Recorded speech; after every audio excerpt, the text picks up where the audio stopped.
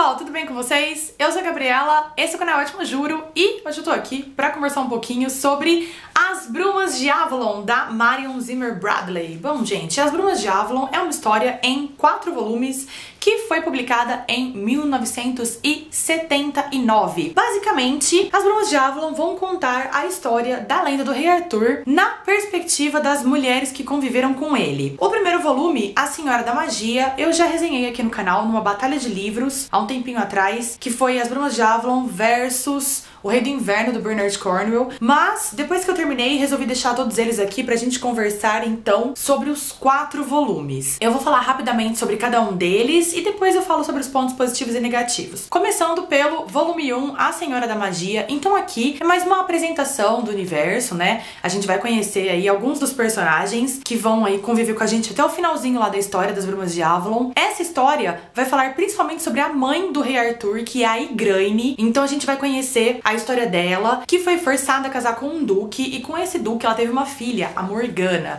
Então a Morgana aqui nessa história é a irmã mais velha do Rei Arthur. Eu digo nessa história porque elas variam muito, né, gente? De lenda pra lenda, todos os personagens estão ali, mas conectados de maneiras diversas. Então aqui, nas Brumas de Avalon, a Morgana é a irmã mais velha do Arthur. E aí, o que acontece? A sacerdotisa de Avalon, a Senhora do Lago, começa a pressionar a Igraine pra se casar com o rei da Bretanha, o Pendragon, Uther Pendragon, aqui nessa história, e com esse casamento ter um filho dele que vai ser o futuro herdeiro da Bretanha. Então o interesse ali da sacerdotisa de Avalon é que ela tivesse um filho que tivesse linhagem de Avalon pra ser o rei da Bretanha e o rei de Avalon. Então, pra governar o rei de Avalon não, né? Pra governar junto com a sacerdotisa de Avalon. Então, assim, ter uma linhagem de sangue que fosse pura e que tivesse alguma relação com Avalon. Então, ela é meio que uma marionete aqui, né? Dessa sacerdotisa de Avalon, a Viviane. A Viviane é irmã da Igraine aqui nessa história. E aí, então, ela vai se casar com o Pendragon e ela vai ficar grávida do Arthur. Isso não é spoiler, tá, gente? É meio óbvio que isso tudo vai acontecer, porque senão o Arthur não nasce, né? E aí não tem história. Então é isso. E vai ser difícil se eu falar sobre todas as histórias sem dar alguns spoilers, mas eu vou tentar colocar o mínimo de spoilers possível na resenha pra não estragar a surpresa pra vocês, porque essa história é cheia de reviravoltas. Mas então aqui no primeiro volume a gente tem mais essa história da Igraine, desses casamentos, ela engravida, e aí vai contar uma parte da adolescência da Morgana, que é ela em Avalon. A Morgana então é levada pela Viviane, a Senhora do Lago, a sacerdotisa Mor de Avalon. Ela é levada pra Avalon pra estudar em Avalon e pra se tornar uma sacerdotisa. E aí a gente vai conhecer um pouco da rotina da Morgana em Avalon, a adolescência dela e todas as preparações pra ela se tornar uma sacerdotisa. No finalzinho aqui acontece a coroação do Arthur, finalzinho do primeiro livro, que também não é um spoiler, né, gente, porque ele é o Rei Arthur, então uma hora ele vai ter que ser coroado, né? E aí é isso. Aí aqui no segundo, a Grande Rainha, a gente já tem o Arthur Rei, já tá coroado e tudo mais. A Morgana tá meio tensa ali, porque aconteceram algumas coisas no primeiro livro, que ela fica meio afastada de Avalon, então ela sai, ela meio que foge de Avalon. E aí a gente vai ter algumas, assim, algumas notícias sutis dela, mas a gente ainda não sabe muito bem o que tá acontecendo. E aí em A Grande Rainha, a gente vai conhecer o personagem da Guinevere, que aqui tem um outro nome, Guinevere. Enfim, mas é a Guinevere mesmo, que é filha de um duque que tem várias terras que são muito interessantes pro Arthur. E aí ele negocia com o pai dela e ela se casa com ele. Ela se casa forçada, é um casamento arranjado, né? Ela não queria se casar com o Arthur. Então ela se vê aí nessa situação de um casamento forçado. Ela é hiper católica, hiper fervorosa, absurdamente. Então ela tem muito isso da religião católica, dos pecados, da culpa da mulher. Ela é muito presa a todos os dogmas da igreja e tudo que o padre fala pra ela é a verdade absoluta. Então ela é uma mulher que ela é muito frágil e ela é extremamente carola. Tudo pra ela tá errado, tudo pra ela é pecado. É meio complicadinha a história da Guinevere aqui. E então ela vai casar com o Arthur, e essa história aqui, a Grande Rainha, que o nome já diz, né, a Grande Rainha, vai falar muito sobre ela e todas essas questões, assim, que ela tem, todos esses problemas que ela enfrenta sendo Grande Rainha num casamento forçado. Ela gosta do Arthur, ela vem a gostar do Arthur, mas na verdade ela é completamente apaixonada pelo Lancelot. Essa história mantém aquele triângulo amoroso que é muito famoso na história do Rei Arthur, que é Guinevere, Lancelot e Rei Arthur. Então ela se apaixona completamente pelo Lancelot antes de casar com o Arthur, e aí ela tem que ir pra corte, ela tem que fazer o papel de Grande Rainha e tem que esconder esse amor e tem que conviver com ele, porque o Lancelot é o melhor amigo do Arthur, é o conselheiro, tá sempre ali, é o braço direito. Então ela tem que conviver com ele, e ele também gosta muito dela, ele é apaixonado por ela. Então tem essa coisa aí, essa condição difícil dos dois de convivência.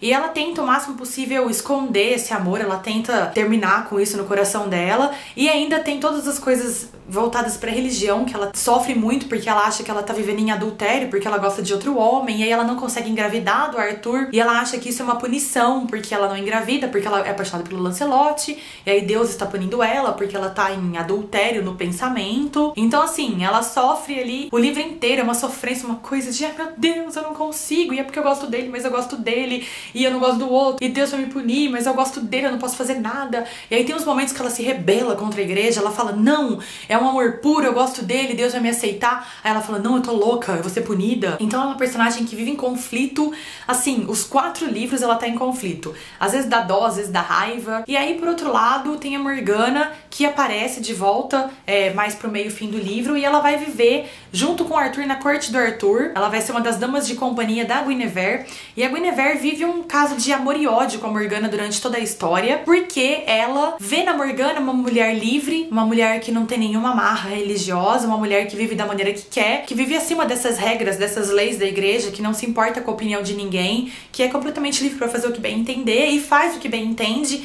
e não se importa com nem a igreja, nem a opinião das pessoas. Então assim, ela admira e ela inveja a Morgana muito durante toda a história, e aí assim, começa aqui, mas vai ser uma coisa que vai culminar mesmo ali no 3º e no 4º livro. Aqui elas ainda têm uma certa amizade, mas mais pra frente a coisa vai ficar mais treta, porque ela é apaixonada pelo Lancelot e a Morgana tem um amor adolescente muito forte pelo Lancelot também. Então tem essa rivalidade entre as duas aí, que é meio velada, porque a Guinevere não sabe que a Morgana é apaixonada pelo Lancelot, mas a Morgana sabe que a Guinevere é apaixonada. Então assim, uma sabe da outra, mas a outra não sabe da uma. Então assim, vocês já vão vendo que essa série é cheia de conflitos, assim, sabe? Uma que gosta do outro, que gosta do um, que é um pega pra capar danado. E aí a gente tem o livro 3, O Gambo Rei, que é uma história que já tá bastante avançada, os personagens já estão mais velhos, já estão mais maduros. E aí esse livro começa a ter algumas amarguras, assim, é um livro de personagens amargurados. A Morgana, pelas coisas que aconteceram lá no comecinho da história, que eu também não vou contar pra não perder a graça, mas ela é muito amargurada,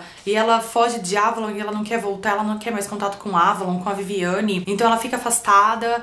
É uma história de amargura com a Guinevere, que não aguenta mais conviver com esse amor que ela tem pelo Lancelot, que ela não consegue realizar, e esse filho que ela não conseguiu dar pro Arthur e não consegue nunca. O Arthur, vendo que a esposa sofre e não consegue dar o filho. O Lancelot, que gosta da Guinevere e não pode ter ela do seu lado porque ela é casada com o melhor amigo dele. Então assim, é um livro que é bem assim, amargurado o livro todo. A gente vai ter assim vários conflitos entre personagens aqui. A situação da Morgana e da Guinevere já fica uma situação mais amarga entre as duas, elas já começam a ter assim umas brigas mais proeminentes mesmo. A gente já vê no começo, elas é mais velado, assim, elas só não se gostam. Aqui já começam umas tretas, umas discussões, uns bate-boca. Então é um livro que vai desenvolver todas as amarguras que o 1º e o 2º vem trazendo. Aqui nesse livro também a paixão entre a Guinevere e o Lancelot fica uma coisa que já é de conhecimento de todos. Então todo mundo já sabe que eles se gostam, todo mundo já sabe que, tipo assim, eles não têm um caso aberto, físico, que tá ali na cara de todo mundo e que acontece. Isso ainda não acontece. Mas todo mundo já sabe que eles se gostam, que eles trocam olhares, que eles trocam carícias, que eles trocam beijinhos. Então é uma coisa que tá no conhecimento geral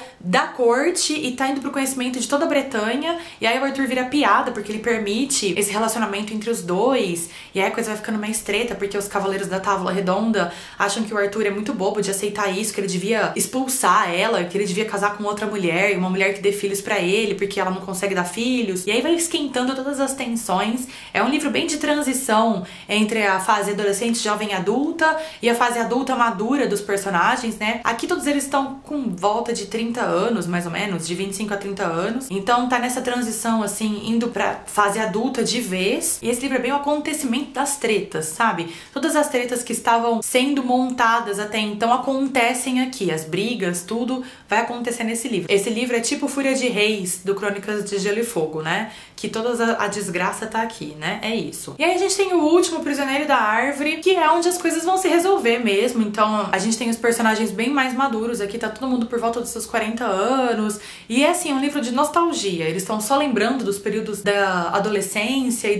do começo da vida adulta, de como era melhor, quando a gente era jovem, Esses livros, como é bem assim, aquela pegada Idade Média, todo mundo acha que quando tem 40 anos tá velho, né? Tá na terceira idade já. Então eles têm muito isso, eu tô velho, eu tenho 38 anos, né? Imagina. Enfim, mas aí aqui tem muito isso, assim, dessa nostalgia dos tempos da juventude e tal. E aí os conflitos começam a se resolver. O Arthur vai se resolver aqui com a Guinevere, com o Lancelot. A Morgana vai retornar a Avalon também pra resolver suas questões pendentes em Avalon, tudo que ela abandonou. Então é um livro que todo mundo retorna para os seus lugares, todo mundo volta às origens, resolve os seus problemas, pra finalizar de uma maneira que eu não vou dizer se é boa ou se é ruim, e nem o que acontece, mas aí pra finalizar todas essas tretas que aconteceram em 4 livros. Bom, gente, eu contei assim bem por cima mesmo, só pra vocês terem uma noção do que se tratam esses 4 livros, o que acontece mais ou menos em cada um, né? E vocês podem ver, assim, que é um livro que é sobre personagens, é uma história de personagens, é bem na pegada de Crônicas de Gelo e Fogo, né?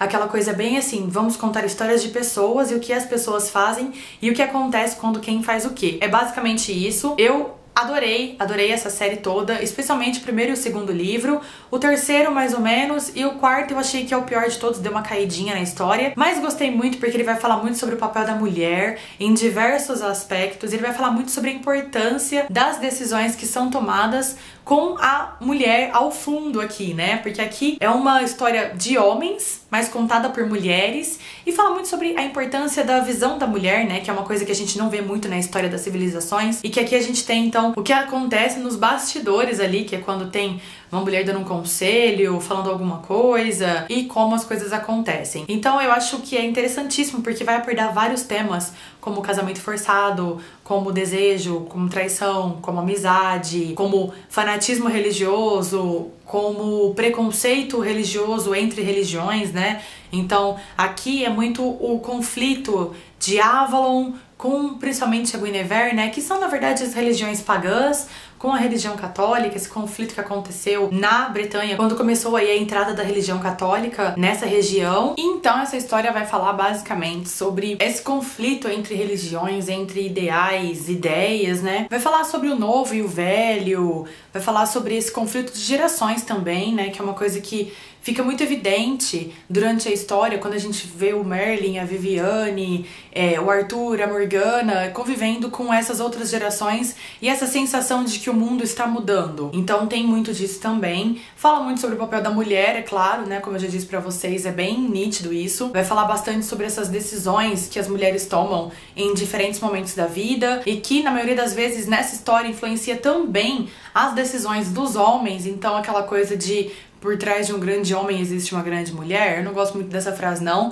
mas nesse livro é bem isso mesmo, porque ali por trás do Arthur, que é o grande rei, literalmente, né, porque o grande rei da Bretanha tinha esse nome, então por trás do grande rei tinha aí então a Morgana, a Guinevere, que é meio chantagista, né, em muitos momentos, mas que ela também ali segura o rojão do reino, segura o rojão de ser uma rainha com um rei ausente nos momentos de guerra. Então acho que esse livro traz muito todas essas discussões, e eu acho que principalmente sobre o papel da mulher, os desejos da mulher, as vontades da mulher, e de como isso na maioria das vezes não é respeitado nesse caso e nessa época, principalmente por conta desses casamentos forçados. Então acho que no geral é uma leitura assim, sensacional, muitíssimo interessante. Eu recomendo pra vocês com toda a força do mundo. E aí, falando isso, já falei basicamente, né, todos os pontos positivos do livro, tudo que eu gostei, que é bem isso mesmo, todas essas ideias, todas essas questões que esse livro levanta. A Marion Zimmer Bradley, minha gente, escreve magnificamente bem, é assim, dá gosto de ver mesmo, dá gosto de ler, é incrível, ela tem uma aura mística muito forte, né, já falei isso, e aí você vai lendo e parece que mesmo as partes mais reais, assim, que não são em Avalon, que se passa na Inglaterra, e até mesmo que tem a ver com a religião católica,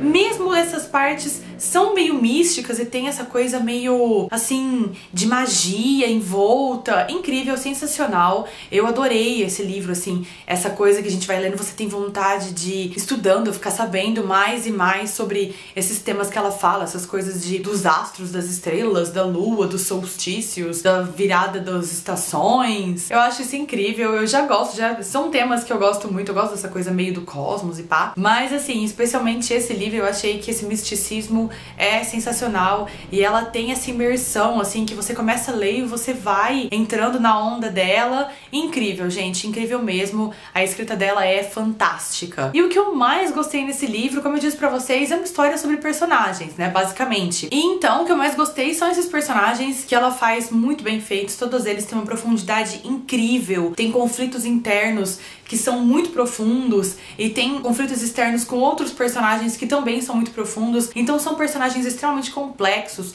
principalmente a personagem principal, porque é mesmo a personagem principal, né, a Morgana. Esse livro é sobre ela, esse livro é sobre a vida dela e sobre as coisas que acontecem, que por consequência, né, são tudo no reino do Rei Arthur.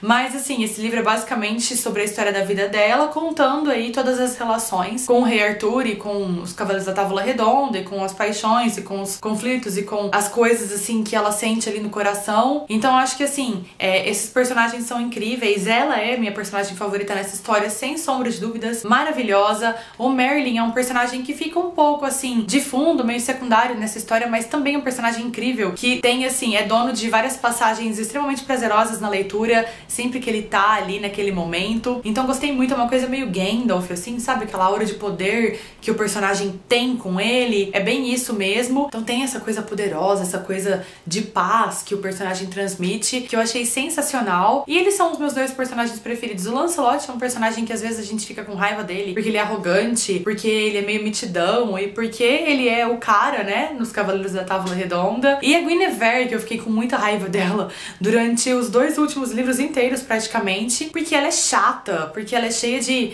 amarguras, de coisas que ela não fez, porque ela culpa a religião por algumas coisas que ela não pôde fazer na vida, mas foi a escolha dela, porque ela é Carola, então ela quer seguir aquilo e ela é fervorosa, mas aí ao mesmo tempo ela começa a ver que a vida dela não deu certo, independente dela ser uma cristã assídua ou não, fervorosa ou não. Então ela começa a pensar que a religião não é bem aquilo e ela vai ficando cada vez mais amarga, cada vez mais chata, e aí ela quer tentar destruir a vida dos outros porque ela não viveu, e ela começa com planos mirabolantes, chantagens e várias coisas que assim me deixaram muito irritada durante a história, esses comportamentos bem mesquinhos. Mas como eu já cansei de falar pra vocês, eu adoro quando os autores fazem esse tipo de personagem que você odeia. Ela não é uma vilã, mas é uma personagem chata. E aí eu vejo que ela foi muito bem escrita e que a autora realmente é excelente no que faz, porque a gente consegue sentir essas coisas, essa raiva, todos esses sentimentos quando um personagem é bem escrito, senão não, né, gente? Então, acho que quanto mais esses personagens mexem comigo, eu acredito que é porque melhor eles foram escritos, melhor eles foram feitos. Mas é basicamente isso, e poderia falar muito aqui desse livro, como vocês perceberam, né? Mas gostei muito, indico muito a leitura pra vocês, e se você ainda não é inscrito no canal, não deixe de se inscrever pra não perder nenhum dos meus vídeos. Se você gostou desse vídeo, não deixe de dar um curtir aqui embaixo pra me ajudar na divulgação. E todas as minhas redes sociais estão aqui na descrição do vídeo, me sigam por lá também. Vejo vocês na próxima, muito obrigada, tchau, tchau!